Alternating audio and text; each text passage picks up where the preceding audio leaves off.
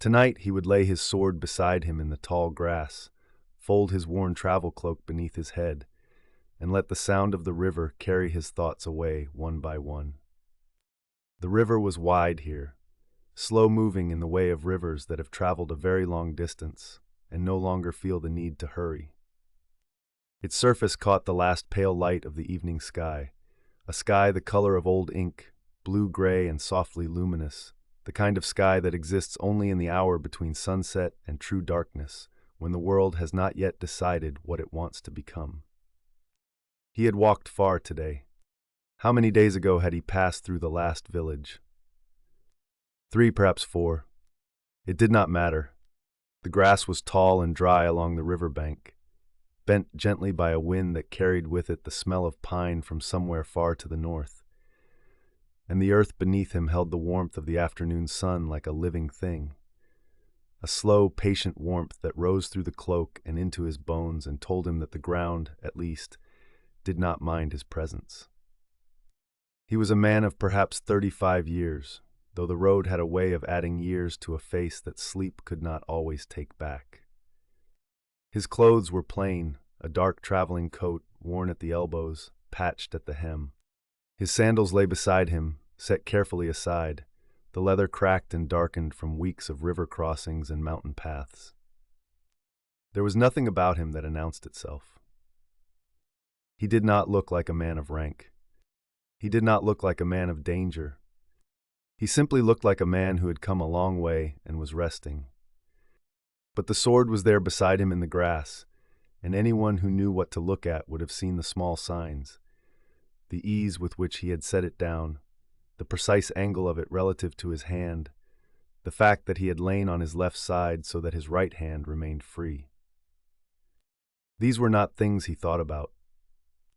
They were things his body remembered for him, even now, even here, in this quiet place beside the river, where the reeds whispered to one another in the evening wind. Above him, the first stars were appearing. Not the bright stars of deep night, but the early stars, tentative, faint, as if testing the darkness to see if it was ready for them yet. One by one they emerged, as if called by name, as if the sky were slowly learning to remember itself after the long brightness of the day. The river moved. The reeds whispered. Somewhere in the distance, a night bird called once and then fell silent. He closed his eyes, and the world breathed out. Let us stay here a little longer before we follow where his story leads. Let us learn the shape of the world he moved through before we learn the shape of the man himself. This is Japan in the years following a great unraveling. The world that had held its form for 2.5 centuries, rigid, stratified, certain of itself, has been turned over like old soil, and what has come to the surface is both strange and old at the same time. The year is sometime in the 1870s, which means the old world is gone. The Tokugawa shogunate that Ieyasu built from war and patience and iron political will, that world that lasted from 1603 all the way to the moment in January of 1868, when the young Emperor Meiji declared the restoration of imperial rule, that world is finished. And with it, much else besides. For 265 years, the samurai had occupied their fixed position at the top of a very precise hierarchy. Above the farmers, above the craftsmen, above the merchants, they were perhaps 5 people in every 100, not many, but everywhere. You could feel them even when you couldn't see them, in the way a shopkeeper bowed a certain way when one passed, in the deference that moved through a crowd like a wave, in the swords that they alone were permitted to carry and that announced, without words, what they were and where they stood in the order of things. Now the swords had been forbidden. Not to this man. He still carried his, and this was its own kind of statement, its own quiet act of presence in a world that had declared his kind finished. But the law had changed. The class had been abolished. The stipends had been revoked, and tens of thousands of men who had defined themselves entirely by their relation to a lord and a blade and a code that had no name until the people who invented the new order gave it one. All of these men had been set loose. Some of them had fought. There had been rebellions, the last and largest of them in 1877, when former samurai who could not accept the abolition of everything they were took up arms for the final time. That rebellion had been crushed. The new army, conscripted farmers in Western-style uniforms carrying rifles, had defeated swordsmen who had trained their entire lives in the arts that were supposed to make a man more than a man. It was not a clean defeat. It was the kind of defeat that makes people look away. Some had adapted, taken off the swords, put on the new clothes, learned the new language of commerce and government, and progress that the Meiji era demanded. They found, many of them, that their discipline and their capacity for devotion could serve new masters just as well as old ones. They became administrators, policemen, military officers in the new Western-trained army.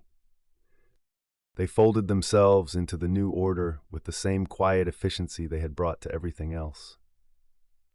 And some had simply walked away, not in anger, not with a declaration, just walked into the roads, into the mountains, into the spaces between towns where the new order hadn't quite arrived yet, and the old one was already gone. They became the figures you'd sometimes see moving along a mountain road at dawn, a solitary traveler with a particular way of carrying himself, a sword that the law said he shouldn't have, and that nobody near the mountain roads was eager to challenge him about. These were the Ronin, masterless men. The word itself was old. It had always meant a samurai without a lord, adrift, unmoored from the structure that gave him definition and purpose and place. But now it meant something more. Now it meant the last remnant of a world that had ended. Men out of time, walking through a landscape that was busily becoming something else. Our traveler, resting in the tall grass beside the slow river, was one of these. He had a name, though he rarely used it.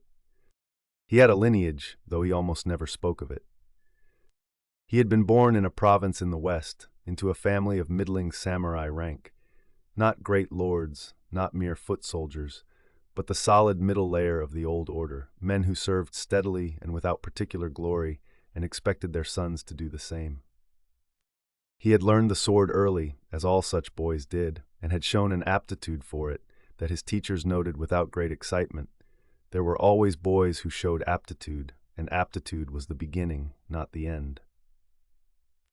What had set him apart, if anything had, was not his speed or his strength, but a quality that his first teacher had described with a word that seemed almost like an insult when he first heard it: emptiness.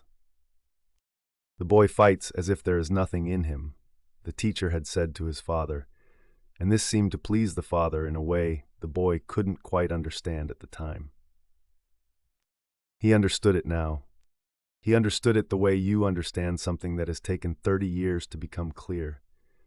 Not as a thought, but as a feeling in the body, a recognition that arrives without needing to be explained. But we are getting ahead of ourselves. The river is still moving. The stars are still emerging. The tall grass is still warm with the day's stored heat. Let us remain in this moment a little longer and simply breathe in the world he inhabits, this particular Japan, this particular dusk, this particular riverbank where a man has set down his sword and folded his cloak beneath his head and chosen, for tonight at least, to let the water think for him. The life of a man who walks the roads is a life that moves to a different rhythm than the lives of those who stay. For those who stay in towns, in villages, in the farms that spread across the valleys like green cloth, the days are organized around fixed points. The morning bell from the temple, the evening meal, the seasons of planting and harvesting, the obligations of family and neighbor and lord, or in this new era, of employer and government and the slow machinery of commerce. Life for those who stay is a life of anchors, and the anchors hold them in place, which is both their comfort and their limitation. For a man who walks, the day is organized around the light. He wakes before dawn, when the darkness is deepest and most honest, when the stars are at their brightest, and the dew is just beginning to form on the grass around him. He does not need a bell to wake him. He wakes because the night has reached its turning point, that particular moment of stillness before the world begins to prepare itself again, and his body knows this moment the way it knows the weight of a sword in his hand, not through thought, but through long familiarity. There is no hurry. The road will be there. He stretches, not the elaborate ritual of a man performing stretching, but the instinctive movements of a body that has spent the night on the ground and needs to remember how to be upright again. His hands find the sword and settle it at his side, and this too is not performance. It is simply the restoration of order, the return of a thing to the place where it belongs. If there is a stream nearby, he washes his face. The cold water is one of the reliable pleasures of this life, and he has learned to take pleasure in reliable things. The cold water, the first light appearing at the edge of the mountains, the sound his sandals make on the packed earth of a mountain path. Small things, but present. Undeniably present. He eats simply, whatever he has carried from the last village or whatever the road has offered. Wild greens in the spring, the small mountain berries that the birds have not yet found. Fish if he has crossed near enough to good water and had the patience to wait. In villages he works sometimes in exchange for food. He is not above labor. The old hierarchy had taught that a samurai did not engage in commerce, did not work with his hands in the ways that farmers and craftsmen worked. But the old hierarchy was finished, and he has found that working with his hands is in many ways similar to working with a sword, if you do it with the same quality of attention. He walks, most days many hours of walking, through valleys where the mist sits in the morning like something solid, something you could put your hand into. Through mountain passes where the wind has an edge to it even in summer, where the view from the top shows you a landscape so vast and so indifferent to human things that you feel both very small and strangely very free. Through the edges of towns where he moves through the markets in the early morning, trading what small currency he has for rice or dried fish or the occasional luxury of tea. He is watched in towns. He knows this. A lone traveler with a sword, even in this era when swords are forbidden, even when most people have accepted the new order and the new rules, still draws the eye. There is something in the way he moves that people notice before they can explain what they've noticed.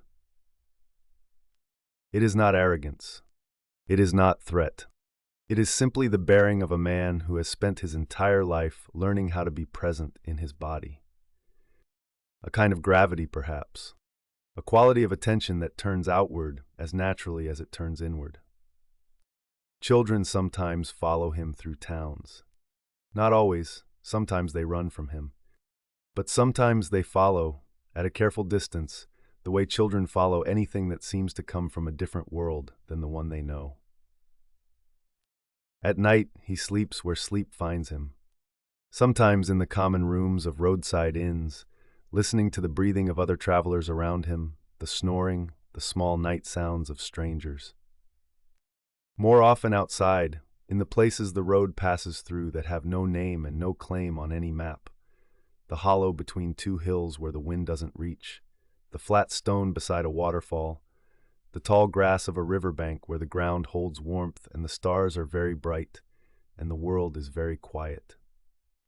He prefers the outside. He has come to understand this about himself not as a statement, not as the declaration of someone who wants to be seen choosing the hard path, but simply as a fact about how he is made. Inside walls, his sleep is thinner, more watchful.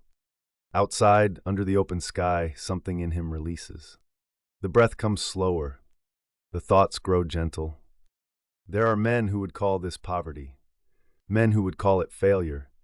A man of warrior lineage, sleeping in the grass, wearing a patched coat, owning nothing but a sword and the clothes on his back. In the old world, a samurai without a lord was understood to have failed at the most fundamental level.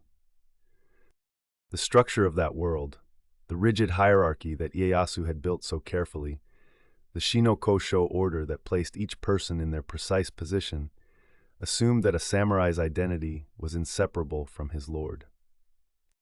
To be without a lord was to be without a self. To be Ronin was to be, in some deep sense, nothing. But he has spent a great deal of time walking, and walking gives you time to turn ideas over, to look at them from different sides, to feel where they ring true and where they ring hollow. And he has found, walking, that the idea of himself as nothing has not held up very well to examination.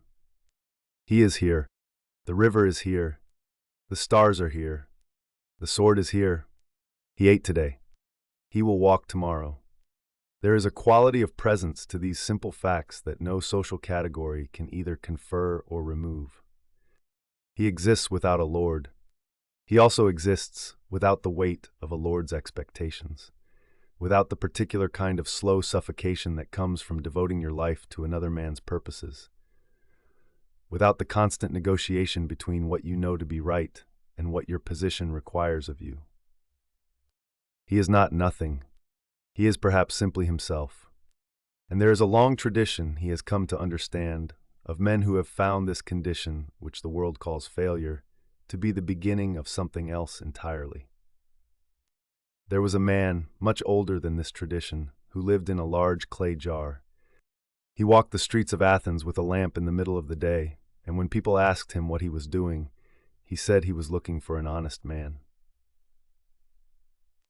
His name was Diogenes, and he had been exiled from his original home over a matter involving coinage. Some said he had debased it, some said his father had. Some said the whole story was more complicated than either version. What is certain is that he ended up in Athens with nothing, and chose to remain with nothing, and found in this condition a kind of philosophical clarity that attracted students and infuriated authorities in roughly equal measure. Diogenes owned no house. He slept in a large ceramic jar, some say a barrel, some say a large storage vessel, in the public marketplace. He owned a cup until he saw a child drinking water from cupped hands, at which point he threw the cup away as an unnecessary possession. He walked barefoot. He said what he thought to whoever happened to be present, including Alexander the Great, who stood before him one day and offered to grant him any wish. Diogenes, lying in the sun, asked the most powerful man in the world to please move as he was blocking the light. Alexander said afterward, "If I were not Alexander, I would wish to be Diogenes." It is a remarkable thing to say. What Alexander recognized standing before that sunbathing philosopher in his jar was not destitution. He recognized freedom, the one thing that all of Alexander's conquests could not purchase. The freedom of a man who genuinely did not need anything that anyone else could give or take away. Diogenes called himself a cosmopolite, a citizen of the world, not of Athens, not of Sinope, not of any kingdom or city-state or social order. The world was his city. The open sky was his ceiling. And if this was poverty, he insisted, then poverty was the one true wealth. Our traveler does not know the name Diogenes. He has not read the Greek philosophers. But he would, if he heard this story, recognize something in it. Not the theatrics, he is not a theatrical man, but the underlying truth. The freedom that lives on the other side of needing what the world offers. The strange lightness of a life stripped down to essentials. There is a tradition in his own world that moves toward the same understanding from a different direction. The Zen teachers have always known that the elaborate structures humans build, around wealth, around status, around the idea of self, are not permanent, are not, in the deepest sense, real. The self that clings to a title, to a lord's approval, to a place in a hierarchy, this self is built on sand. It will shift. It will change. It will eventually be taken away. And if you have built your entire sense of who you are on this foundation, its removal will be catastrophic.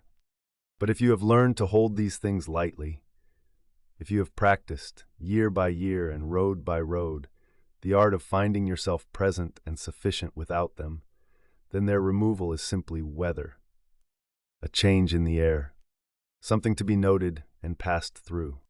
The master who first suggested this to him, he was young then, perhaps 16, furious at something he can no longer remember, had put it very simply. He had said, "The man who owns nothing cannot be robbed." And he had let that sit for a moment before adding, quietly, "And the man who does not cling to his own life is very difficult to frighten." He had been too young to understand it fully. He had nodded in the way young students nod at things they sense are important, but cannot yet feel. Understanding of that kind comes later, if it comes at all, through loss, through long roads, through nights under open sky when the vastness of things settles over you like a blanket, both heavy and weightless at once. He had understood it in the end, not through loss, but through walking, through the particular quality of attention that the road demands. When you walk for many days through varied landscape, your mind passes through phases. At first, it is busy. It carries all the concerns and memories and plans of your ordinary life, turning them over, examining them, rehearsing conversations, worrying about things that may or may not happen. The first day or two of a long journey, the mind is like a room with many people in it, all talking at once. Then, gradually, the talking quiets. The concerns don't disappear exactly, they recede. They become smaller relative to the sound of the road and the rhythm of the walking and the particular quality of light that afternoon. The mind begins to watch rather than plan. And in this watching state, something becomes visible that the thinking state obscures. The simple fact of being here, in this body, in this moment, in this particular arrangement of light and shadow and moving air. This is what the Zen teachers called it. Mushin, no mind. Not the absence of awareness, but the absence of the self-regarding commentary that ordinarily runs alongside awareness.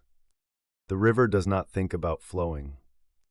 The hawk does not think about flying. The sword in the hand of a man who has truly learned the sword does not think about cutting. There is simply the motion, precise and complete. This is what his first teacher had meant, calling him empty. He had a teacher in those early years whose name he still holds carefully. Not because the name is secret, but because speaking it feels like something that requires care, the way you are careful with a bowl that has meaning beyond its function. The teacher was an old man by the time they met. Old in the way of certain men who have spent their lives in physical discipline, not frail, not diminished, but refined, as if everything unnecessary had been slowly removed over decades until only what was essential remained. He moved without excess. He spoke without excess. He was, in his way, a kind of walking lesson in the principle he was teaching. They met in the traditional way of that earlier era, the young man seeking instruction, the old man taking the measure of the seeker before deciding whether to answer. There was a period of waiting that the young man found almost intolerable. Days spent in the outer room of the old teacher's dojo, watching other students train, eating simple meals in silence, sleeping on a hard floor. He was not told when or whether the teacher would see him. He was simply present, and the presence itself was, he understood later, part of the teaching. When the teacher finally received him, he asked only one question. Not about his lineage, not about his previous training, not about his goals or his ambitions. He asked, "What do you want from the sword?" The young man had prepared a careful answer, and he gave it. He wanted mastery. He wanted to be the finest swordsman he could become. He wanted to honor his family and serve faithfully and bring credit to his teachers.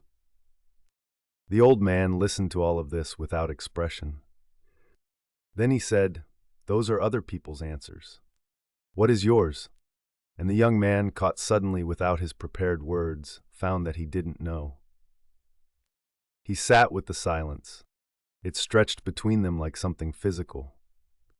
And then from somewhere he couldn't locate, he heard himself say, "I want to understand what I am." The old man looked at him for a long moment.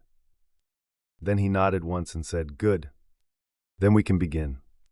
The training that followed was both more and less than he had expected. There was sword work, of course.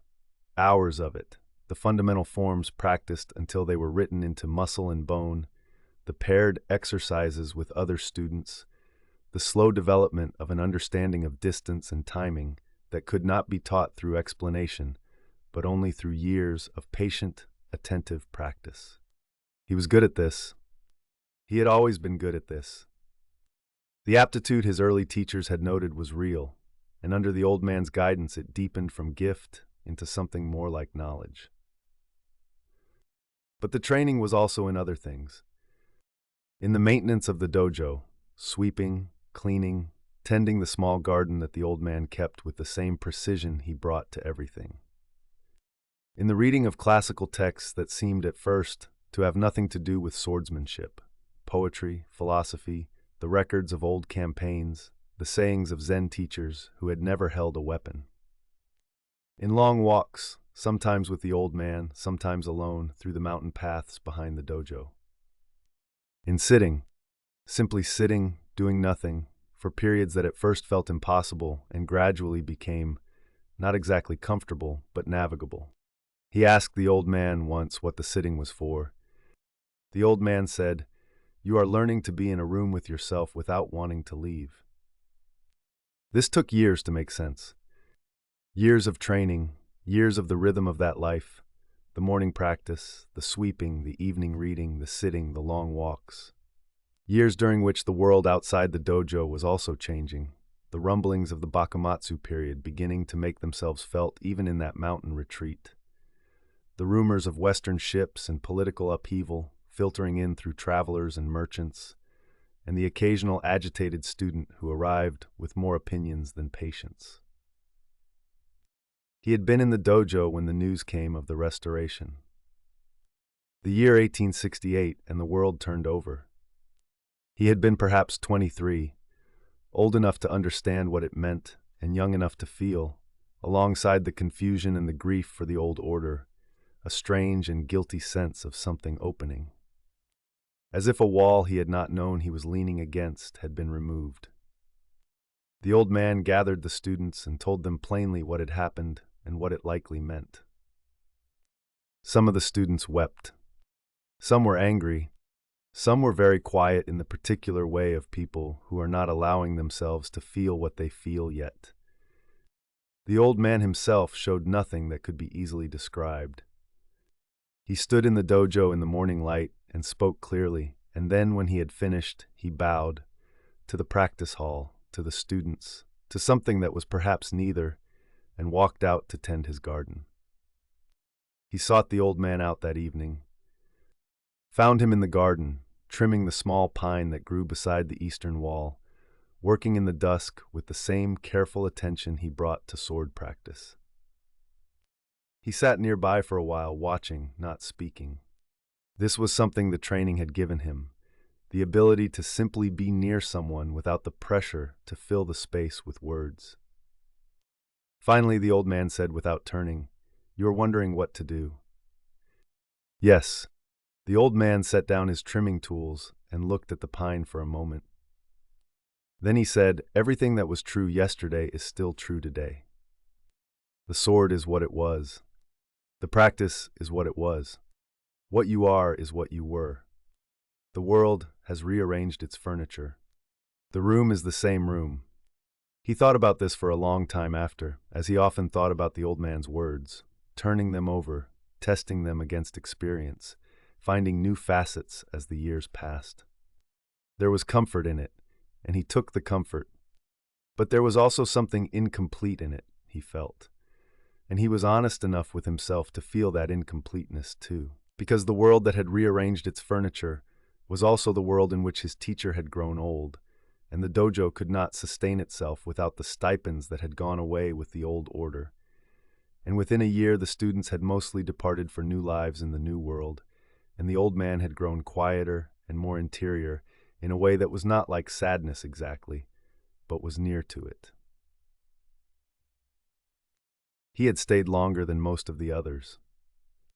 He had stayed until one morning when he rose at his customary time before dawn and found a note left for him, written in the old man's careful hand. It said only, "The pine does not miss the wind when the wind is gone. It becomes more itself in the stillness." The old man had left before him, gone to wherever old men go when the world they have served has finished needing them. He never learned where.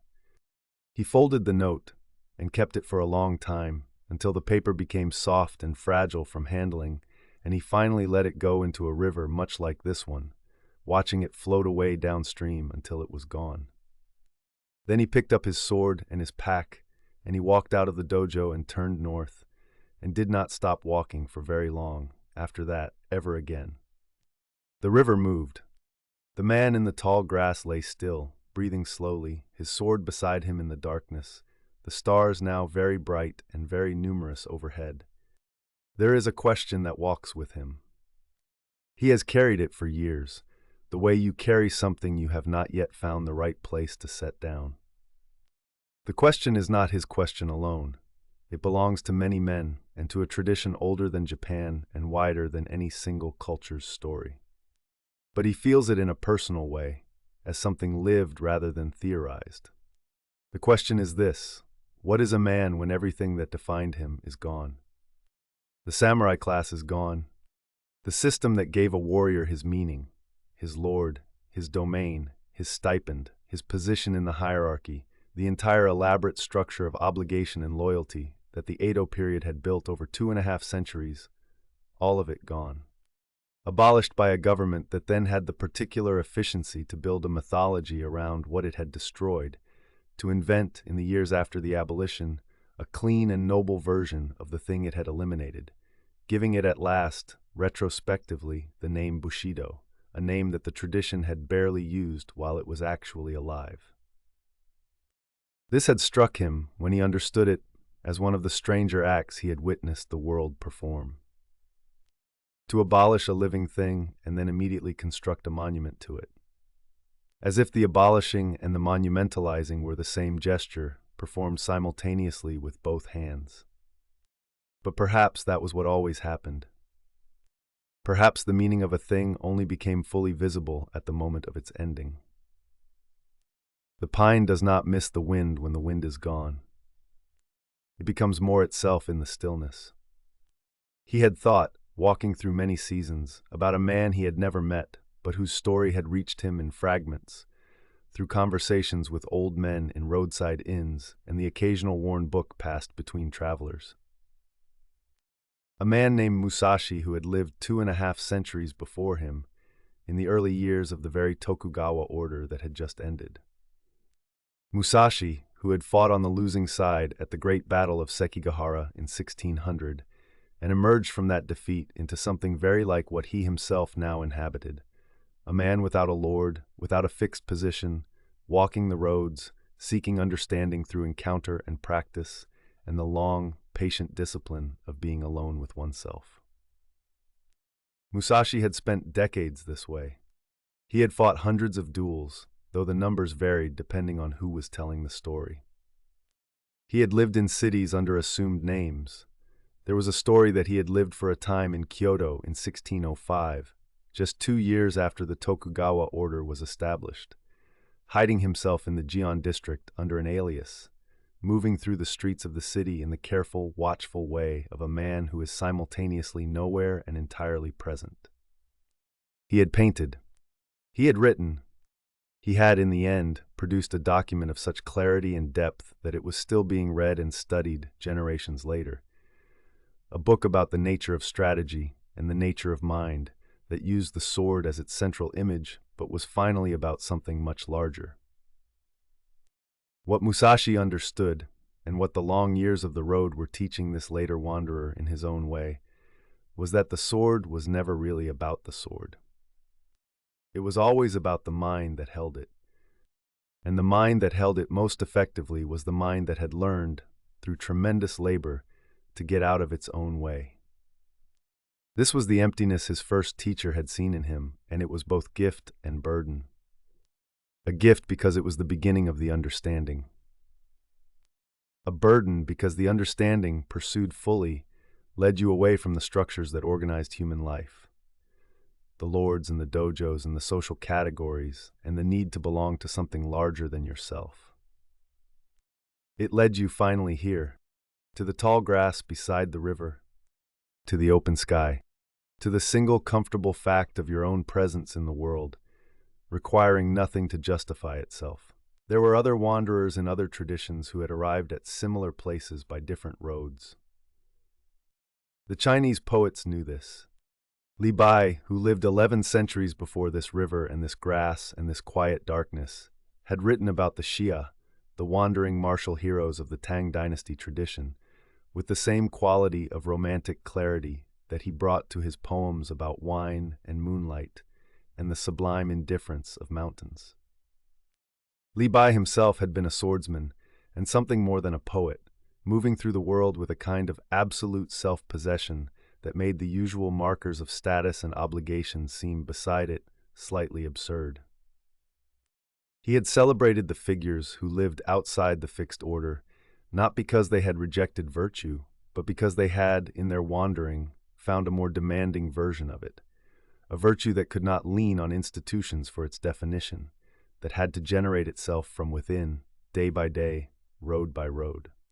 And in the far west, in a world he would never visit, and a tradition he would never encounter directly, the man in the jar in the Athens marketplace had been making the same discovery with a philosopher's love of the striking gesture. What all of these figures shared: the Greek who asked Alexander to move out of his sunlight, the Chinese poet swordsman writing odes to wandering heroes, the Japanese warrior mapping strategy through emptiness, was the recognition that the freedom on the other side of belonging was not emptiness in the bleak sense. It was fullness of a different kind, the fullness of a cup that has been set down and allowed to hold what it holds without adding anything unnecessary. He did not think about this in these terms, lying in the tall grass with his sword beside him and the stars brightening overhead. He thought about it the way the body thinks about the forms of sword practice, not as ideas but as something closer to sensation.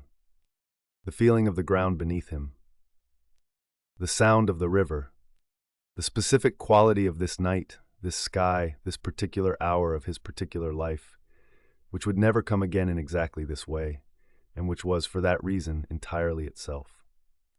Entirely present, entirely sufficient, the seasons had turned many times on the road.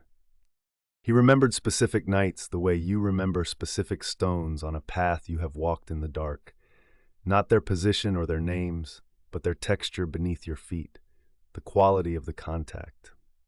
A winter night in the mountains north of Kyoto, when the snow had come down with a suddenness that caught him far from any shelter, and he had built himself into a hollow beneath the roots of a very large cedar and slept, improbably, very well, the snow building up around the roots above him, the air inside his hollow becoming warm from his body heat alone, the world outside entirely white and silent.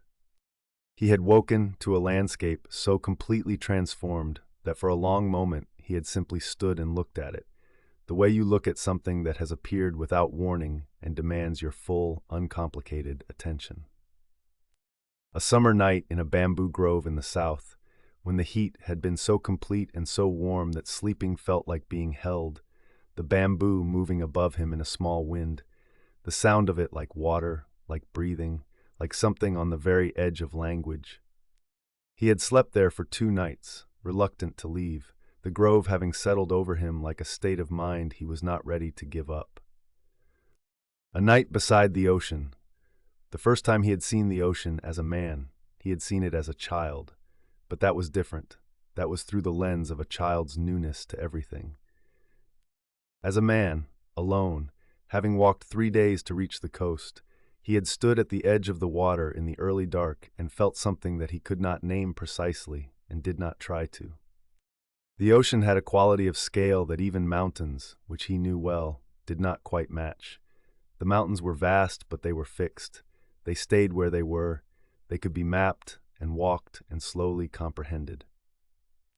The ocean moved, and its movement was not the river's patient movement downstream, but something else entirely, the restless breathing of something that did not answer to categories. He had slept on the beach that night, the sand beneath him still holding the warmth of the day, the sound of the water coming and going, with that rhythm that has nothing to do with time, as humans measure it, and everything to do with time, as the earth measures it. He had slept deeply and dreamed of nothing he could remember, and woken with the feeling, not a thought, a feeling, that he was in precisely the right place. This was the teaching he understood. Not the feeling itself, which was pleasant but could not be held onto. Feelings never can. The teaching was the capacity to recognize the feeling when it arrived. The capacity that came from long practice, from the trained attention of a man who had learned to be in a room with himself without wanting to leave. The practice of the sword had given him this, in ways he was still discovering. The years in the dojo had built in him a quality of attention that extended, he found, far beyond the practice of the sword itself. The sword demanded that you be entirely present, that the thinking self, the planning self, the self that worries about how it appears and whether it is succeeding, be temporarily set aside in favor of a pure, clean awareness that moved with the situation rather than behind it or ahead of it. This state was the goal of years of practice. It was in itself a kind of freedom, and the road had given him the same quality in a different key. The road demanded presence the way the sword did, not with the intensity of a duel, but with a patient, continuous attentiveness to what was actually here, as opposed to what had been or might be. Walking many miles alone gave you a great deal of time to be with your thoughts, but it also gave you, over time, the capacity to move through thoughts the way water moves through stones, flowing around them, not stopping, not accumulating, until what remained was the walking itself. The ground, the light, the sound of your own breath, and your own feet on the path. Musashi, he thought, had known this. The old wanderer had spent decades on the road between his great victory at the duel on Ganryujima and his final years in the cave where he wrote his book. And those decades were not wasted years. They were the accumulation that made the book possible. The understanding did not arrive in a dojo. It arrived on the road, in the mountains, in the hours before dawn, when you are neither asleep nor fully awake, and the mind is most honest about what it knows. And now there were no more lords to return to, even if he had wanted to return. The world that would have received a trained swordsman, given him a place and a purpose and a master to serve, that world was finished. The new world had different needs and different ideas about who should meet them, and a man with a sword and a particular quality of emptiness did not fit neatly into its requirements.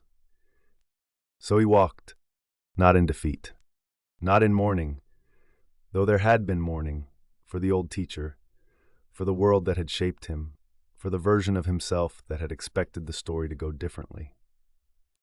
The morning had come and gone on its own schedule, the way weather comes and goes, and he had let it, and it had passed, and what remained was this: the road, the sword, the open sky, the slow river of days carrying him forward into no particular destination with no particular hurry.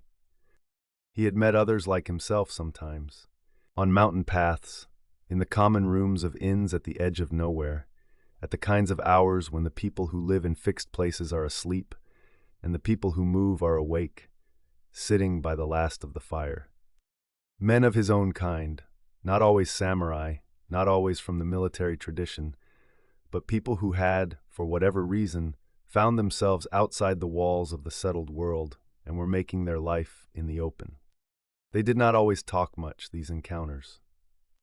There was a quality of recognition that passed without words, the way one traveler acknowledges another on a road where there are few travelers. A nod, a small space made at the fire. Sometimes, later, conversation that moved in the unhurried way of conversation between people who are not trying to establish anything or impress anyone, who are simply present in the same moment and willing to say what is actually in their minds.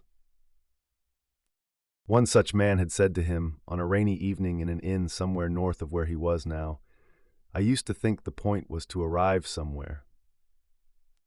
Now I think the point is something else entirely, and I haven't decided what to call it yet." He had thought about that for a long time afterward. The point is something else entirely. He thought the man was right, and he thought the man was wise not to name it yet. Some things lose precision when you name them. They become the name instead of the thing, and then you spend your time arguing about the name rather than attending to the thing. The Zen teachers knew this. The best of the old sword teachers knew this. The wandering heroes of Li's poems knew it in their way. Diogenes, sunbathing in the marketplace with his lamp, knew it in his. The thing itself, call it freedom, call it emptiness, call it the life that happens when you stop waiting for it to begin, was not a destination. You did not arrive at it and stay.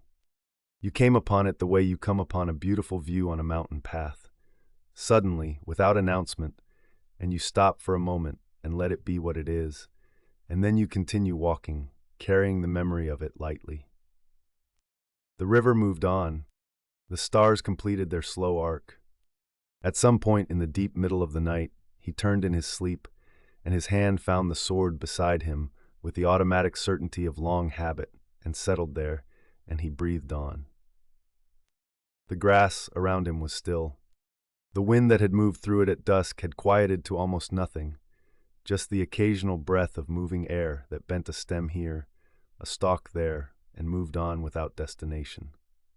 Somewhere nearby, a frog called from the reeds at the water's edge, a sound so perfectly suited to the darkness and the damp air, and the hour that it seemed less like a sound than like the voice of the night commenting on itself. This is what it looks like, from the outside, a man asleep in the grass beside a river, a worn travel coat, an absence of anything that the world would call comfort or security or success. From the inside, it is something else. From the inside, which is where we have been, following his thoughts through the long turning of the evening, it is a life lived at the level of the essential, stripped of the unnecessary, moving through the world with the quality of attention that most people reserve for moments of crisis, and that he has learned, through long practice and longer roads, to bring to the ordinary. The man who owns nothing cannot be robbed. The man who does not cling to his own life is very difficult to frighten. These are not philosophy lessons. They are weather reports, descriptions of a condition that can be reached, that he has reached, imperfectly, and with frequent backsliding, and with the honest acknowledgement that reaching it does not mean staying in it, but reached, at least in the way that a man reaches the top of a mountain he has been climbing for 20 years, knowing that he will descend and climb again, but knowing also what the view looks like from the top. The world had abolished his class and called it progress. Perhaps it was. He was not the man to argue the politics of a new age. What he could say, lying in the tall grass with the stars overhead and the river moving beside him and the warm earth holding him with its patient, impersonal warmth, was that the abolishing had also in its way been a gift. Because everything that had defined him from the outside had been removed, and he had discovered, year by year, road by road, under sky after sky, that something remained. Not the samurai, not the retainer, not the man of rank or the student of the dojo, or the son of a provincial family with a modest reputation and fixed expectations. Something simpler and more durable. The quality of attention, the capacity to be present, the body that knew how to move and when to be still, the mind that had learned slowly to hold itself lightly. These things had not been abolished. They could not be abolished by government decree. They belonged to no lord and no social order. They were his in the only way that anything truly belongs to a person, because they were inseparable from what he was, not from what he had been told he was. The pine does not miss the wind when the wind is gone. It becomes more itself in the stillness. And now the night is deepening toward that hour before dawn, when the darkness is at its most complete, when the stars are brightest, and the air is coolest, and the world is furthest from the busy human day. The man in the tall grass sleeps. His breathing is slow and even. His face, in sleep, has the quality of peace, that is the particular peace of a person who is not trying to be anywhere other than where they are. Not the peace of someone who has given up. There is too much latent readiness in the way he lies, the easy proximity of the sword, the slight angle of his resting body, but the peace of someone who has found the ground beneath the motion. The river moves beside him as it has moved for much longer than anyone has been here to hear it. It carries, as rivers do, the memory of everything it has passed through. The mountains where it began as snow melt and thin trickles of cold water between stones, the wide valleys where it slowed and broadened, the bridges of small towns where children threw sticks into it and watched them disappear around bends. All of this is in the river, and the river carries it without effort, without attachment, without the wish to hold on to any particular moment in its passage. This is also a teaching. The river does not stop to mourn the waterfall it has passed. It does not slow to contemplate the village it has left behind. It moves, and its movement is its nature, and its nature is complete at every point in its passage, not only at the sea. Somewhere to the east, the darkness is beginning to give way to the first faint intimation of light, not yet visible, but there, the way a sound is there just before you can hear it. The earth is beginning its slow rotation toward the sun. The stars at the eastern edge of the sky are very slightly, imperceptibly, beginning to fade. In an hour or two he will wake. He will lie still for a moment, as he always does, feeling the particular quality of this new day, the temperature, the quality of the air, the sounds of the world reassembling itself around him. He will rise slowly and stretch and wash his face in the river if the bank allows it. He will eat whatever remains in his pack from yesterday. He will stand for a moment looking at the road, whichever direction the road runs from here, with the quality of attention that has become, through long practice, his most reliable possession. And then he will walk, not toward anything specific, not away from anything either, simply forward into the next part of the road, with the same quality of open attention he brings to the sword and to the sitting and to the long nights under the open sky. The world he was born into is gone. The world that replaced it is building itself with great energy and considerable noise, erecting its new structures over the ruins of the old ones, inventing its new certainties with the particular confidence of people who believe they have solved something that the previous people failed to solve. Perhaps they have. He is not the one to judge. What he knows, what the road has given him in exchange for everything else, is this: the certainties always change. The structures always change. The social orders and the hierarchies and the elaborate codes of behavior that seem, from inside them, as permanent and necessary as the mountains, they change. They have always changed. The Mongols came, and the announcing of family names before combat fell apart under the pressure of waves of horsemen who did not observe the custom. Ieyasu built his world, and it lasted 2.5 centuries, and then it ended in a morning in January when an emperor declared it finished. The samurai class was abolished and then immediately mythologized, given the name Bushido only after the thing the name supposedly described had ceased to exist. All of it is weather. All of it passes. And what remains, what has always remained, in the man lying in the grass, and in the philosopher in his jar, and in the poet swordsman writing odes to wandering heroes, and in the old teacher trimming his pine in the evening light, what remains is the quality of presence. The capacity to be entirely here, in this body, on this earth, under this sky, with this sword and this river, and this particular arrangement of starlight falling through the tall grass onto a worn travel coat and a sleeping face. This is not nothing. This is perhaps everything. The night holds. The river moves. The grass bends and straightens in the soft, aimless breathing of the night air. In the east, the darkness is still dark, but it is beginning in its quiet way to remember what it is preparing for. The man sleeps on. His sword is beside him in the grass, exactly where he placed it, exactly as he always places it. His breathing is the breathing of a man at rest, a man who has made a kind of peace with the world, not by asking the world to be other than it is, but by learning to move through it with the quality of attention that makes even a worn coat and a plot of riverbank grass into something that could, if you were honest about it, be called home. The frog in the reeds calls once more and then is silent. The river speaks in its low, continuous voice, carrying its cargo of snowmelt and memory, and the dark reflection of the last stars down toward the sea it will eventually become.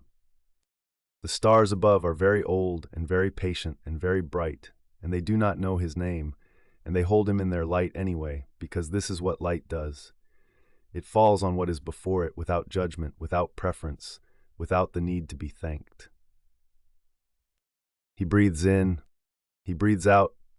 The night holds him, as the night holds all things that trust it.